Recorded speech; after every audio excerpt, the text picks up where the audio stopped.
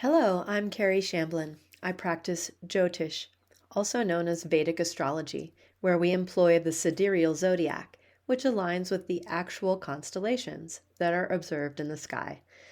I have been offering a monthly forecast since 1999, where I track how the planets are moving through the sky and how they may be affecting our life on Earth. Today, I'm focusing on the full moon in Mrigashira, which happens on December 14th, late in the day. Just like in November, the full moon this month is happening at the very, very end of the sign of Taurus. So we're going to see the moon rising after the sun sets. The moon will rise. You'll also notice Jupiter very brightly with the moon. Jupiter is very bright right now because it is in retrograde motion. So check it out in person. Look at that moon and Jupiter combination tonight. It is going to be beautiful. Anyway, just after the moment of that full moon, which happens at 29 degrees Taurus, the sun is exactly opposite the moon at any full moon. So the sun will be at 29 degrees Scorpio. So just after that, both the sun and moon are going to shift signs. So it really does feel like we're coming up on the crest of a wave with this full moon, and that once that full moon energy breaks, we're going to be kind of running back downhill and into the shore with our energy. So let's think about this pivot point of the month with the full moon, and then look ahead to the next couple of weeks at what the fallout of it might be.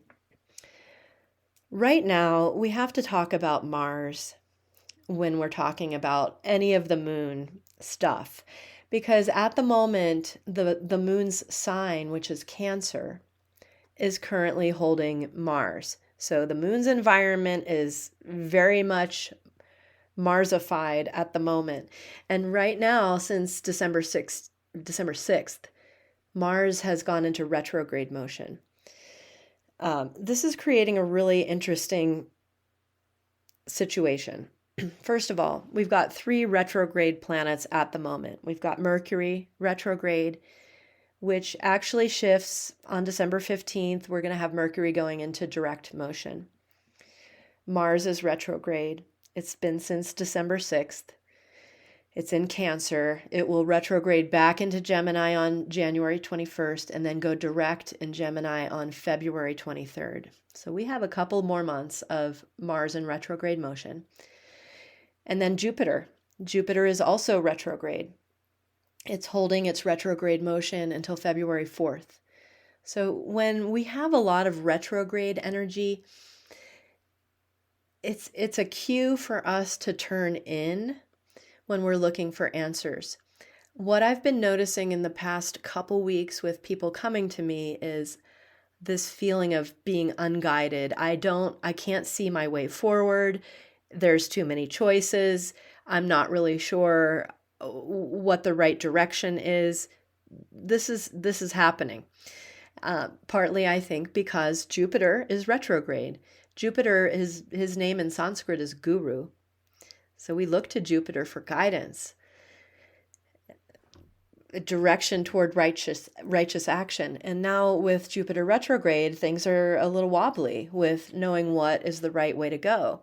In addition to that, Rahu, who destabilizes things and creates confusion, happens to be sitting in Jupiter's sign as well. So I think that combination of Rahu and Pisces with retrograde Jupiter is making it really hard to know which way to go. Okay, back to Mars. Mars is sitting in Cancer. Cancer is the sign of the moon. Mars is debilitated in the sign of Cancer. When we say debilitated in Vedic astrology, we are talking about each planet having a sign in the zodiac where it really struggles to function. Mars's main function is to help us manage power and to keep us protected and to make sure that we have resources. Mars is strategic. Mars likes to think in black and white. Mars wants a yes or no answer. The moon and Mars are actually friendly with each other. They're in the same family. However, the moon's job is much different from Mars. The moon shows our emotional, sensitive reactions to what's happening to us in the, from the world. The moon is associated with emotions. Emotions are very hard to control. Mars functions through control. So, when Mars goes to the moon's sign, Cancer, it's frustrating. The black and white thinking and the strategy and all of the plans that were made tend to dissolve, and it's frustrating. It's really hard to find our way when all our plans dissolve. To be fair, when the moon goes to Mars's sign of Scorpio, the moon is debilitated. So it's kind of a mutual feeling between the moon and Mars, where it's hard to do your job when you're in the other one's sign. What this feels like with Mars retrograde in Cancer, with Mercury retrograde, with Jupiter retrograde, with confusing Rahu dominating and actually aspecting retrograde Mars. It's like close your eyes and look inside, because all of the signs are written in a different language on the outside right now. It could be really, really hard to understand where to go based on outside information. So this is a time to turn within and to figure out how you are draining your power, because really that's what Mars is studying here in Cancer, is where are we leaking our power? What is working and what is not working? This is a really good time to assess all of that and to analyze how you may be losing energy you don't want to lose. So you can, for the lack of outer direction, turn inside and try to figure out what is working for you or not. Going even deeper into the Mars thing. So this full moon happens in the late degrees of Taurus, but specifically within the nakshatra of Mrigashira. Mrigashira nakshatra spans between Taurus, which is ruled by Venus, and Gemini, which is ruled by Mercury. So this Mrigashira is ruled by Mars itself. So we are having a Moon-Jupiter beautiful combination in Mrigashira here in mid-December, which brings me back to that Mars thing and how closely the moon and Mars are tied as long as Mars is going to be in Cancer. So these upcoming full moons and new moons are really going to be affected by this retrograde Mars. And we may feel a shift when Mars moves back into Gemini on January 21st. Every year, when the sun moves from Scorpio into Sagittarius, which happens mid-December every year, what the sun is doing is transitioning across what we call a Gandanta point. Gandanta points, there are 3 in the zodiac. They are between the water signs and the fire signs. And they tend to show very tight problems or trials in a way. So in a collective sense, we may be feeling that we all have to jump some kind of gap. And that is particularly unsettling at the moment because we don't feel guided. It's hard to know what the signs are saying. Jupiter's retrograde, Mercury's retrograde until tomorrow, and Mars is retrograde. It really seems quite scary to jump over a gap without really seeing what the gap is, but knowing that there's something there. The best I can say is trust your gut, look within and realize that there are difficult things that need to be traversed right now. And it makes sense why it seems scary, since we don't have a great, clear guidance system going right now. After that moment of the full moon, the sun is going to shift over into Sagittarius. The moon will shift over into Gemini. Jupiter will stay where it is there in Taurus. And we are all faced with a waning moon for the rest of the month in December. So with a waning moon, the light goes down. Again, we're asked to turn in.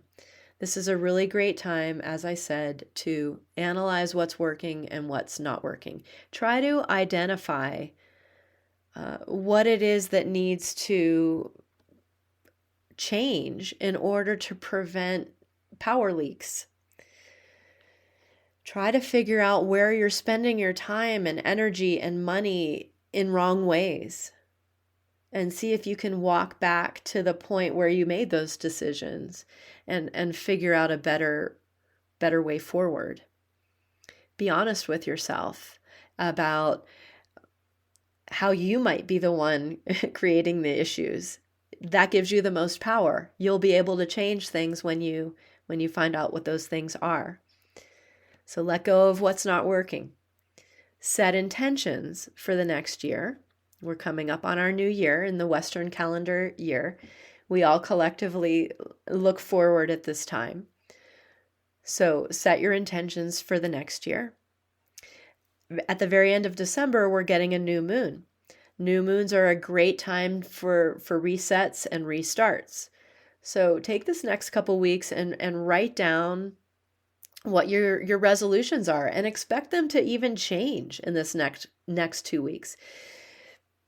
You don't have to know right now, but just start the process of trying to understand what it is that needs to go.